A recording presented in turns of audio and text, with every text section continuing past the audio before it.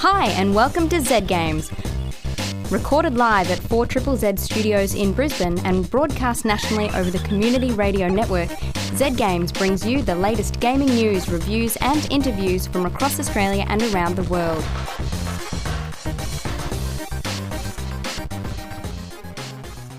You are listening to Z Games, Australia's most beloved gaming radio show. Joining me in the studio for this episode, he's more of an Xbox. Well, I'm kind of an Atari. Mr. Razor. Hey. There he is. Yep. That game he plays just ain't fair. Jody McGregor. Hi, Lee. How's it going? Good, how are you? Yeah, not too bad. You see me driving around town with the girl you love. And I'm like, Yeah. Yep. forget you. Yeah. Yeah. So we're a radio show talking about video games, as we always do, as you, dear listener, want to listen to. What are we talking about on this episode, Razor? Jody, you've been playing a first-person horror game called Daylight. Yeah, one of many first-person horror games around at the moment. It's all about scaring you and not giving you any guns. Sounds like a hell of a lot of fun, I guess. And Lee, you and I have been playing a game called Child of Light. Yes, we have, which is the exact opposite of that game, apart from the fact that you don't get any guns. They have that in common. Yeah, that's my favourite genre of games. Don't get any guns. Yes. Yeah. So a whimsical storybook tale told through rhyme. We will talk about that later on in the episode. Looking forward to it. But let's kick this episode off as usual with the weekend gaming news headlines. Mr. Jody? Neversoft, the studio behind the Tony Hawk series of games and Guitar Hero, has been absorbed by Call of Duty developer Infinity Ward. The two studios collaborated for last year's Call of Duty Ghosts, and the decision has now been made to permanently amalgamate them. The new Super Studio will retain Infinity Ward's name and branding, while the Neversoft name and logo will be permanently retired after 20 years. That's a bit sad. End It of an is. era. Yeah, I'm never going to get that skateboarding guitar game I wanted. That would have been so good. Are you skateboarding on the guitar? No, skateboarding with a guitar, so you get to play solos while you grind Okay. or whatever. Yeah. Ollies. Yes. That's a thing, right? Yeah, that's a thing that the young folk do. Cool. Yeah. I'm sad that they're retiring the logo. Do you guys remember the Neversoft logo? With a nail through the eye? Yeah, an eyeball with a nail through it. I mean, that's awesome. Classy. Extreme. Yeah. That's very 90s. And also, I loved the Tony Hawk games back in the day. Yeah, I've actually got more affection for Neversoft than Infinity Ward, as unpopular as an opinion that may be. It's just my personal take. Not so much in this room, I Yeah. don't think. Yeah, you're out on a limb there, Ray. Yeah. Yeah, it's a shame that they didn't try to create an amalgam name and logo instead, infinitely soft. That would be, everyone would want to work there, right? Yeah. Yeah. John Carmack, the man who co-created seminal first-person shooter Doom and founded id Software, has been accused by ZeniMax of stealing intellectual property. Carmack left the ZeniMax-owned id Software last year to work for Oculus VR after he was told that the company would no longer support virtual reality projects. ZeniMax have told Oculus that they need to work out a deal to license the allegedly stolen code or prepare for a legal battle. A statement by ZeniMax provided to tech blog Engadget reads in part, "The proprietary technology and know-how Mr. Carmack developed when he was a ZeniMax employee and used by Oculus are owned by ZeniMax." Oculus VR has rigorously denied the claims, saying, "We are disappointed but not surprised by ZeniMax's actions, and we will prove that all of its claims are false. There is not a line of ZeniMax code or any of its technology in any Oculus products." Furthermore, Oculus claims that an in-development virtual reality version of Doom 3 was cancelled after Oculus refused ZeniMax's demands for a non-dilutable stake in their company during negotiations in 2012. Oculus is currently in the process of closing a $2 billion acquisition deal with social media giant Facebook. Now, I think that we are all qualified to speak on this, especially when it comes to contract law. So, Razor, if you would, summarize this for our listeners. Basically, looks like John wanted to do some VR work.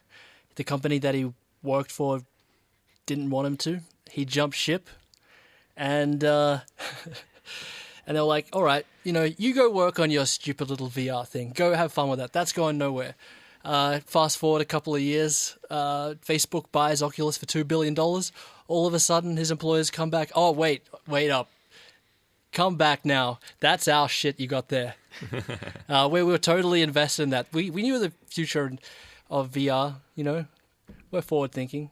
Yeah. It looks like that's what they're doing. It's a shameless cash grab. They didn't support it in the start. Now that there's actually a future involved, it just looks like they're trying to get some money out of it. So now, Razor, you are not a lawyer, and therefore you are unable to give legal advice. That's but right. That was sound legal grasp of the matter, and I feel that after that, you pretty much are a lawyer. Yeah. Yes. Also, Bethesda, who are another studio owned by ZeniMax, have also been they've been dicks in the past as far as intellectual property goes. As we recall, maybe last year or the year before, they went after Mojang, the creators of Minecraft, because they wanted to put out a game called Scrolls, which they believed infringed on their games, the Elder Scrolls. So it's all connected. Yeah, so they're just a bunch of, people that are throwing their weight around, trying to get money where they don't deserve it. So you listeners, you've heard it here first, straight from the mouth of Razor, who is pretty much the Attorney General at this point. Details of the next Call of Duty game have emerged, including a new trailer that is viewable online. The game will be called Call of Duty Advanced Warfare and is set in the year 2054. Actor Kevin Spacey is involved and has been motion captured for a significant role in the campaign. Players will don exosuits, armored robotic suits that provide superhuman agility and cloaking abilities similar to those found in the Crysis series.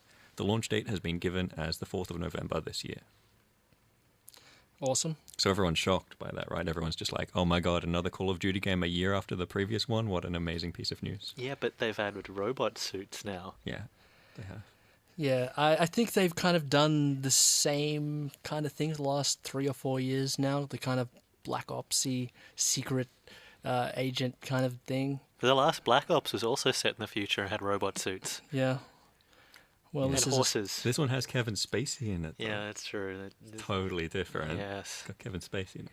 I think the multiplayer could be cool, though. I mean, everyone's got sweet exosuits that lets them jump, like, 1 million feet in the air, cloaking devices. That could bring a new element to the first-person shooter multiplayer thing. It did look like there were, like, hover bikes or something in that trailer, so that could make it slightly different. I do like hover bikes. Yeah. And hoverboards. Yeah. Would you be more interested if it were a hoverboard instead of a hover bike, Jody? If you could play the guitar while you're on it, yes. Okay. What if it was the pink hoverboard from Back to the Future? Sold. Done. Money down. Yes. The crowdfunding campaign for a Shaq Fu, A Legend Reborn, has met its target goal of $450,000 and is scheduled for release on PS3, PS4, Xbox 360, Xbox One, and the Wii U consoles. The game is an official sequel to the 1994 Sega Mega Drive title Shaq Fu, which starred former American basketball star Shaquille O'Neal and is commonly referred to as one of the worst games ever made. Fools and their money. I don't know, I saw the trailer. Yeah. Yeah, I'd play it. He beats up ninjas. Yeah, it was a pretty good trailer. Yeah, huh? But he is a multi-millionaire, and this is his vanity project, and people paid $450,000 to let a multi-millionaire have a video game about himself. Mm-hmm. Yeah. Some of those people, like the top-end rewards where you're paying hundreds of dollars, you get to have dinner with Shaq. Yeah. He pays for the dinner. That's nice. Is that the $20,000 one? It's like the $250 one, I think. No. Or is it the $2,000 one? Because there was a $20,000 one as well. Right. And there were others. That's There the was- one where you just get to live with Shaq for a year. That would be great. Just in his shadow. You just follow him around for the rest of his life. Yeah, yeah. There was one that really annoyed me though, which was that for a certain, I think it was close to $10,000, you would be able to come in and work for free as a concept artist on this video game. Which is the worst thing in the world. Don't ever do that. I hope no one picked that up, but I know, based on the fact that a lot of people paid too much money to see this happen, someone was really excited about coming to be not paid to provide concept art for a video game. And I hate them. Mm-hmm. Yeah. I think I'm the only person in the world who liked the original Shaq Fu as well. I haven't even played it. Yeah. I rented it a couple times as a child on my Mega Drive, and it didn't come with instructions, and I was determined to learn all of the special moves because it was just a fighting game. It was terrible, and it was mostly Shaq fighting different types of goblin. I remember one of them was pink and looked kind of nude and had big teeth, and it had moves of a sort that I can't remember. And there was another one that was a goblin, except he was wearing a brown robe. I think there was another goblin. He has an issue with goblin things, I think. And so this is kind of a departure. There weren't that many ninjas in Shaq Fu. It was mostly grotesqueries. Well, it sounds like an improvement then. Maybe. Has Shaq, travelled too far from his roots? That's the real question. Ray, step in on this. I shall not be buying Shaq Fu: A Legend Reborn. I mean, who cares about Shaq these days? He was hot property back, in 1993? I mean, he had a cool logo. Now he's kitsch. It's ironic. Yeah. Oh, I don't get it. Maybe you haven't seen some of his incredible film work, like Kazam. Or wasn't he in, Man of Steel or something? Oh, Yes, no, Steel. Steel, yeah. That was a bit of a stinker, wasn't it? Well, surely he's learnt his lesson, and Shaq Fu is going to be right in the upper tiers of Metacritic when it comes out. Yeah, didn't you see their slogan? They're not going to foo it up. Nice. See? They know Yeah, what they're doing. they obviously. do. Yes. I mean, this guy's got millions of dollars, presumably. Yes. Why doesn't he just hang on to his dignity as well? He can afford to do that. Maybe once again you haven't seen his films Steel or Kazam, where he's a genie, a rapping genie. Yeah. He has no dignity left, and if anything, at least playing a video game about himself where he beats up ninjas might allow him to pretend that he has dignity. Okay. So we, the public, are funding this game for Shaq so that he can just play it himself and no one else is going to play it. Yeah. Yeah. He could probably spend less money to get people to dress up as ninjas that he could legitimately beat the hell out of. It would be quicker.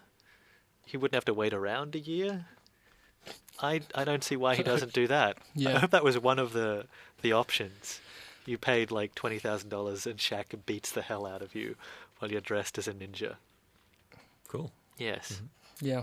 Listeners, if you would like Razor to dress up as a ninja so that Shaq can beat the hell out of him, subscribe to this station to the tune of $20,000 and we will make this happen. Sweet. All right. Thanks for that, Lee. Jody, you have been playing a first-person horror game for the PC called Daylight. Yes, I have. There's a whole bunch of these first-person horror games around at the moment, and they all do the same thing of making the protagonist kind of a wuss, which is great. There are no weapons, and your response to being chased by something awful in the dark is to run away like a person in a horror movie actually would, which I like. I like a horror game where you're actually on the wrong foot and not, collecting a pistol so that you can collect a shotgun so you can collect a rifle.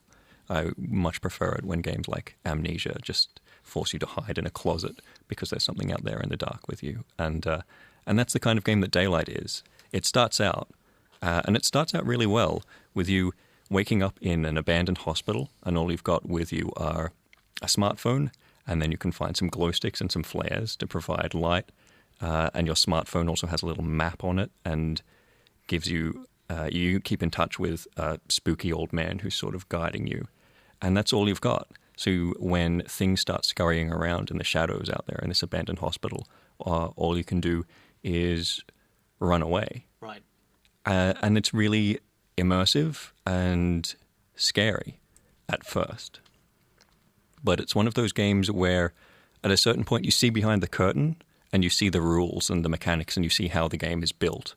And then you just know exactly what it's up to and what it's going to do next. Once you see how the rules work, it just repeats those rules for the rest of the game.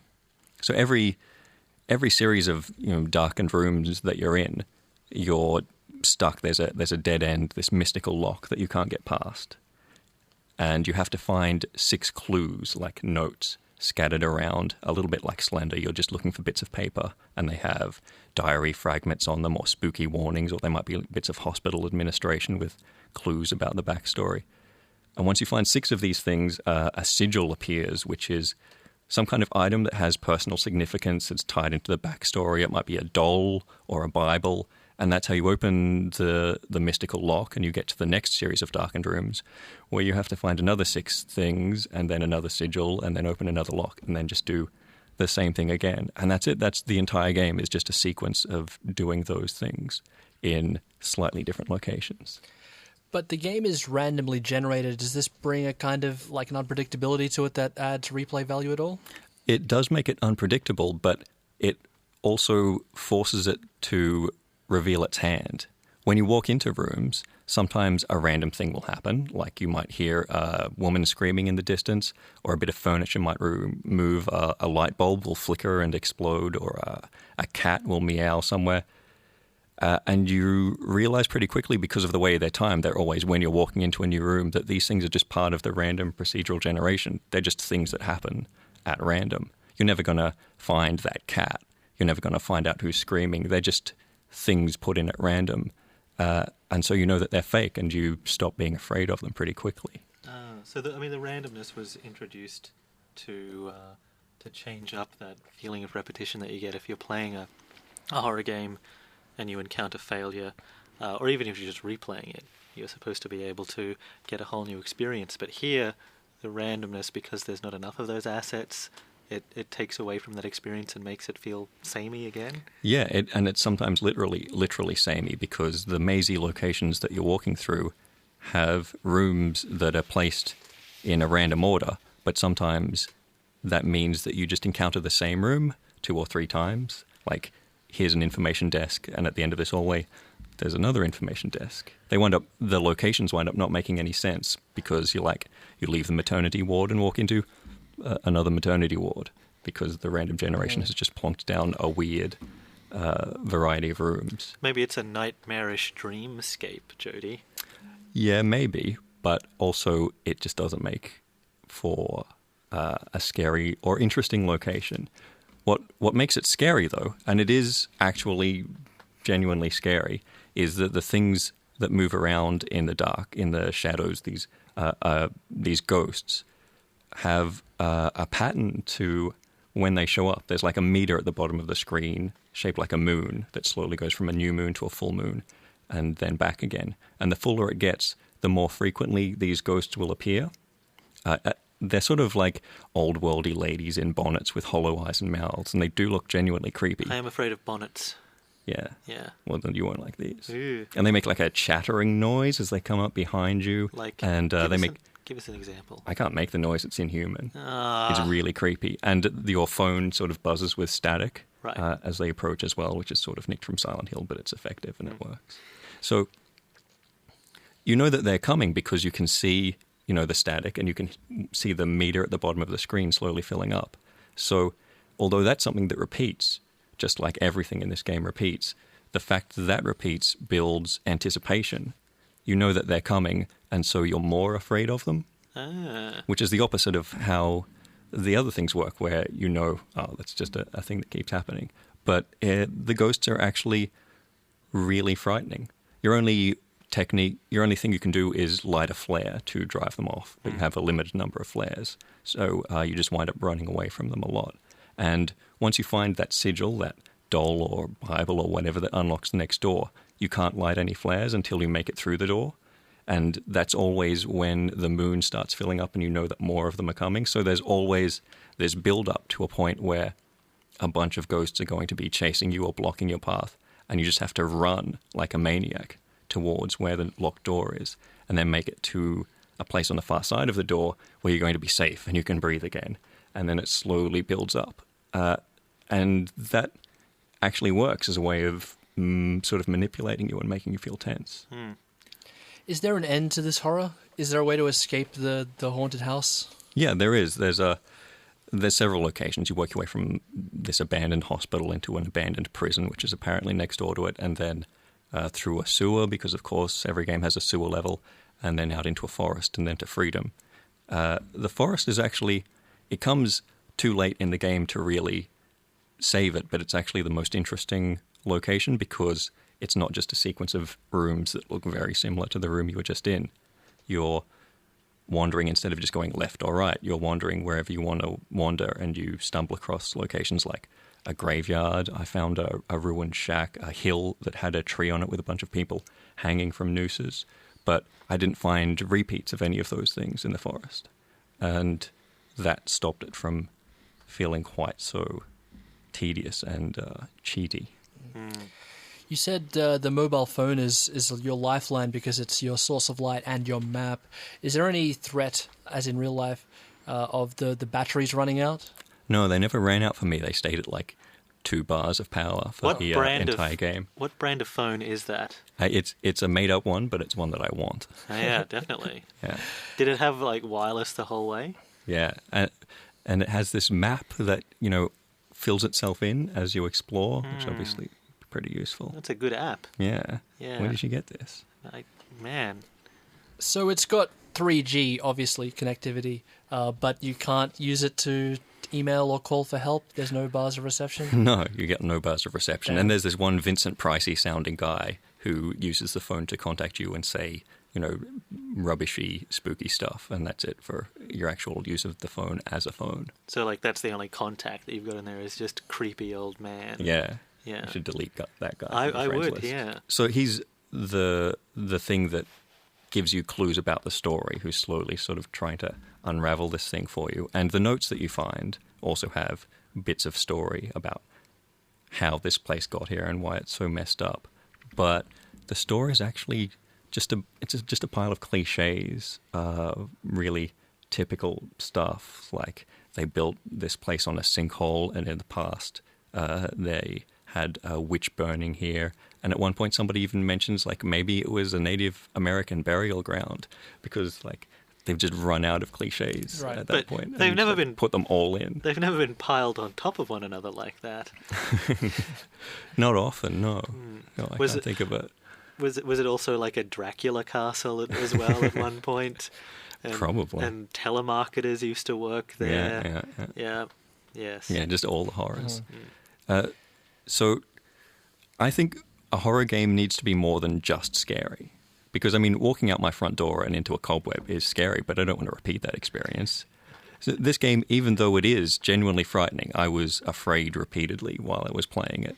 Sometimes the ghosts trap you in this alternate world where all of the doors are locked, and you have to like get past one of them to get back to the real world, and like the real world is spooky as hell too. So you're just going from one creepy place to a creepier place. That worked on me, but because the story that it's telling, this mystery you're unraveling, it's not very intriguing. It's kind of rubbish. And the characters, the character you're playing and the character you're talking to over the phone, I didn't care about either of them. I didn't really care if they lived or died or turned out to be the killer. They're just there. Right. And the locations, because of the random generation, weren't real enough for me to be interested in exploring them. There was nothing apart from the scariness to keep me playing Daylight. Like, I need those things. I need, Silent Hill is a great town to just wander around in. There are other horror games where I care about the characters, or I care about the story and the clues that it's giving me about whatever weird event has happened to make the world messed up. And this doesn't have any of those things. We've been talking about Daylight, which is available for the PC. And PS4. Thanks a lot for that review, Jody. Cheers. Next up, we'll be talking about Child of Light. You're listening to Zed Games. Hello and welcome back to Zed Games. Now, Lee, you've been playing a new Ubisoft game called Child of Light this week. Yes, I have. I have been playing Child of Light, which is available on the PC, the Xbox 360, the PS3 as well. Is it on the fancier systems? Yes, it's on both Xbox One and PS4, and the Wii U as well. There you go. Yes, it is a 2D side-scrolling whimsical fairy tale that has aspects of JRPGs interwoven within it. It has beautiful hand-drawn art, a wonderful soundtrack, and the entire story is delivered in rhyme, for good or ill. Razor, you have been playing as well. Yes, so the story is It's quite fairy tale-ish. You play the daughter of an Austrian king. Mm-hmm. Her name's Aurora, Yeah. and she gets trapped in a coma.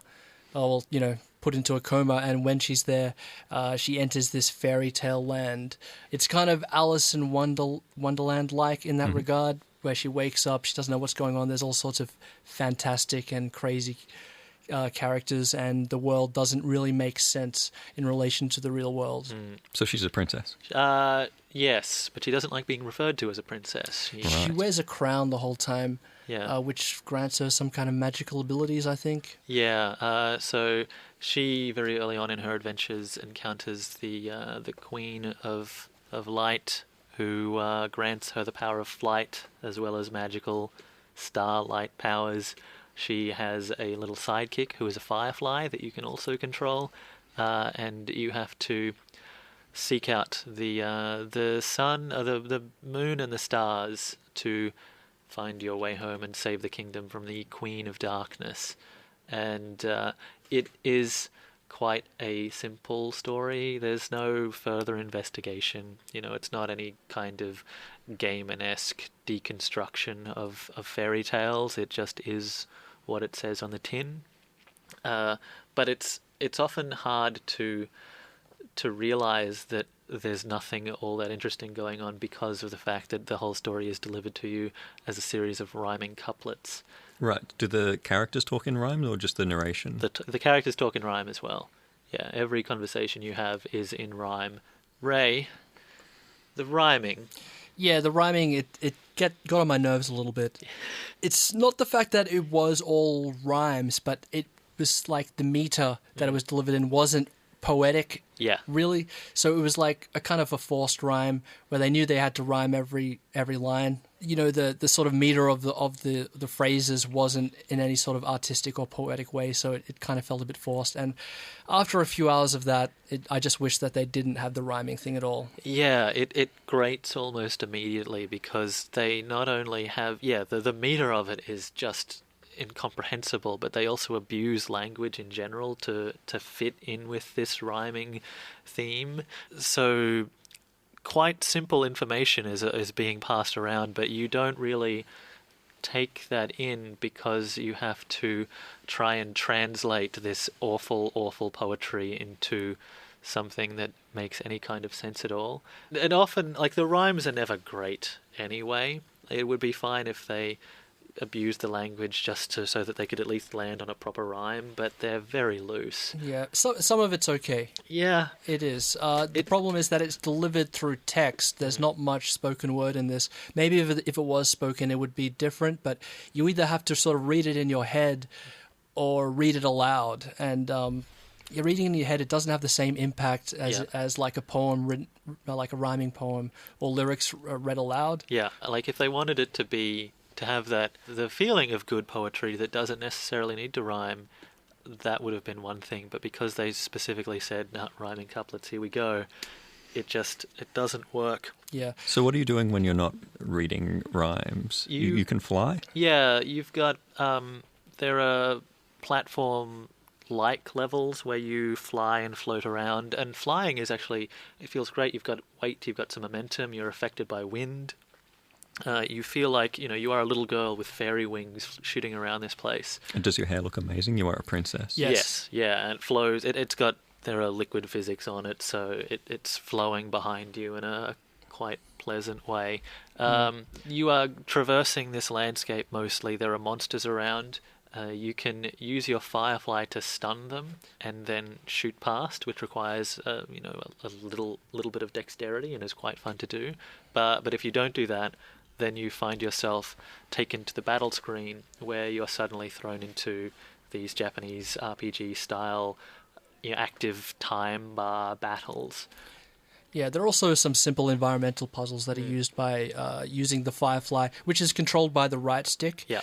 So you control both the Firefly and Aurora, the main character, at the same time using the controller. And you sort of have to light up little things that move objects to traverse through the levels. Yeah. Although there is the capability for a second player to hook up a second controller and control the Firefly. And I guess if you're playing on the Wii U, which has the tablet controller, this would be fun as well. It's kind of like Rayman Legends. So I quite liked the flying around was quite enjoyable, and I enjoyed the puzzles using the Firefly. I thought that was fun, although they didn't really explore that enough. I was expecting a bit more of that in the game.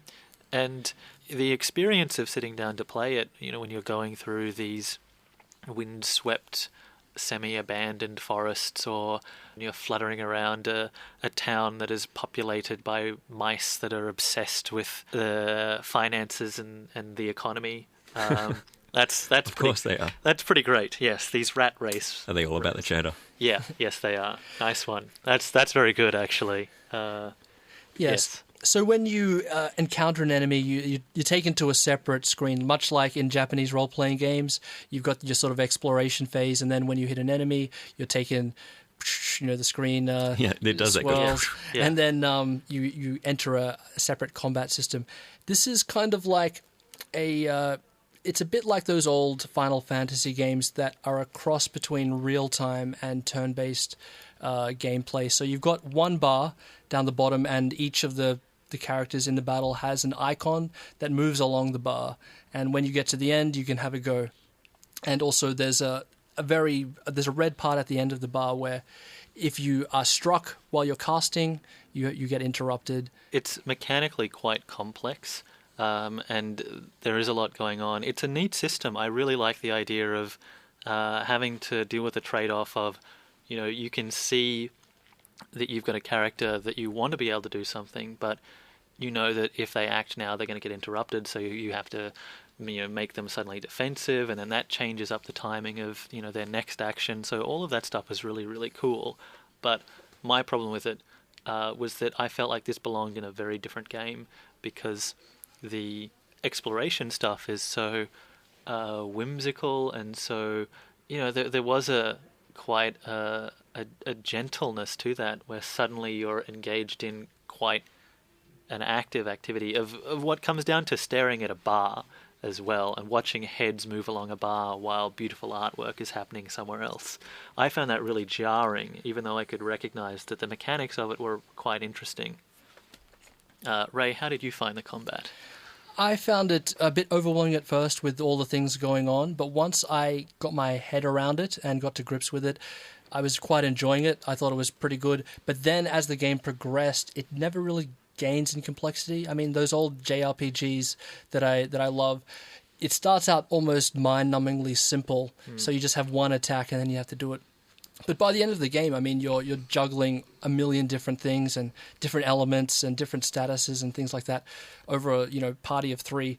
In this case, it never really got that much more complex. Yeah, your characters start with the abilities that they'll have at the end. Essentially, they just level them up as you go along. The fights are they're kind of wedged in there, and if you can appreciate the system, you might get a lot more out of that than I did. Look, I'm a fan of Japanese role-playing games, so I'm used to having that separate battle system and sort of being taken out of the exploration of the world and thrown into a random battle where all of a sudden it's a totally different experience. I think that might be a part of the reason why I'm enjoying this game more than Lee. Yeah.